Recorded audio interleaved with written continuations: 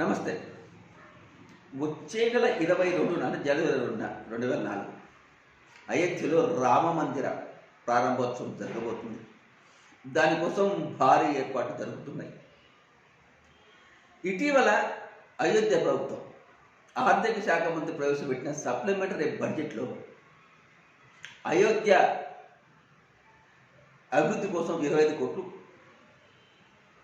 రామోత్సవం 2003-2004 సంవత్సరానికి గాను 100 కోట్లు, international Ramayan Vaidik research institute విస్తరణ కోసం 25 కోట్లు కేటాయించినట్లు వార్త వస్తుంది. ఈ ప్రస్తావన మంచిదే. రామ మందిరంలో రామోత్సవం నిర్వహించడం ప్రతి హిందువు గర్వించదగ్గ విషయం, చాలా ఆనందపడాల్సిన విషయం. కానీ గతంలో ప్రభుత్వంలో ఉన్నప్పుడు బీఆర్ఎస్ అధినేత అప్పటి సీఎం కేసీఆర్ ఒకనొక సందర్భంలో రాజ్యాంగాన్ని మార్చాలి అని ఒక సొలుకుత పూసేసింది. అప్పుడు బీజేపీ వాళ్ళు, వేరే ప్రతిపక్షాలు తీవ్రంగా విరుచుకుపడ్డాయి. రాజ్యాంగాన్ని మారుస్తారు అంటే రాజ్యాంగానికి మాకు అంత విలువ ఉందని చెప్పడం. అంతేకాదండి, ఈరోజు ప్రధాని చాయ్వాయ్ ప్రధాని కాగలిగిందంటే మోదీ గారు ఈరోజు అన్ని సామాజిక వర్గాలకు రాజ్యాధికారంలో అవకాశం ఉందంటే కారణం రాజ్యాంగం. ఆ రాజ్యాంగం ద్వారా పాలకులు గద్దె మీద కూర్చుంటారు. ఆ రాజ్యాంగం చెప్పిందండి, పాలకులు ఎప్పుడైనా సరే ఒక మతానికో ఒక కులానికో అనుకూలంగా ఉండొద్దు, వాటిని ప్రోత్సహించొద్దు అనేది స్పష్టంగా ఉంది. మరి ఇప్పుడు సప్లిమెంటరీ బడ్జెట్లో ఉత్తరప్రదేశ్ ప్రభుత్వం రామోత్సవం పేరుతో 100 కోట్లు కేటాయిస్తే అది రాజ్యాంగబద్ధమా, రాజ్యాంగ విరుద్ధమా?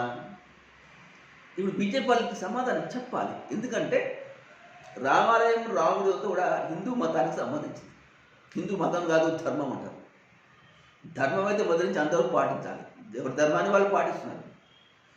ముస్లిమ్స్ ముస్లిం ధర్మాన్ని, హిందువులు హిందూ ధర్మాన్ని పాటిస్తారు. మరి హిందూ మతం కానప్పుడు బీజేపీ వాళ్ళు చాలాసార్లు మేము హిందువులు ఎక్కువ ఉంటాం కాబట్టి వాళ్ళ మతం వాళ్ళ పక్షాన నిలబడతాం ఇలా చెప్తూనే ఓటు సంపాదించుకున్నారు.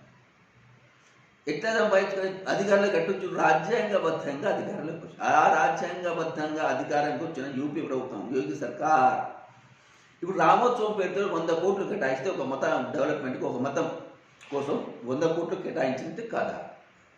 ఇప్పుడు ఏం వాదిస్తారు? హిందూ ధర్మాన్ని వాదిస్తారా?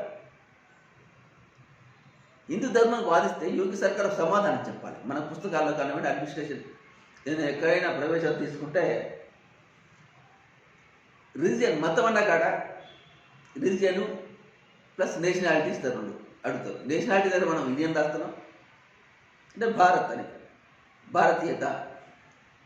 రిలీజియన్ కాడ హిందూ అని రాస్తున్నాం అంటే హిందూ మతం అని రాజ్యాంగబద్ధంగా అధికారికంగా అంగీకరించినట్లే కదా. అలాగ అంగీకరించబడ్డ మతానికి సంబంధించిన రామోత్సవం కోసం 100 కోట్లు కేటాయించడం రాజ్యాంగబద్ధమా, రాజ్యాంగ విరుద్ధమా? ప్రజలు ఆలోచించాలి.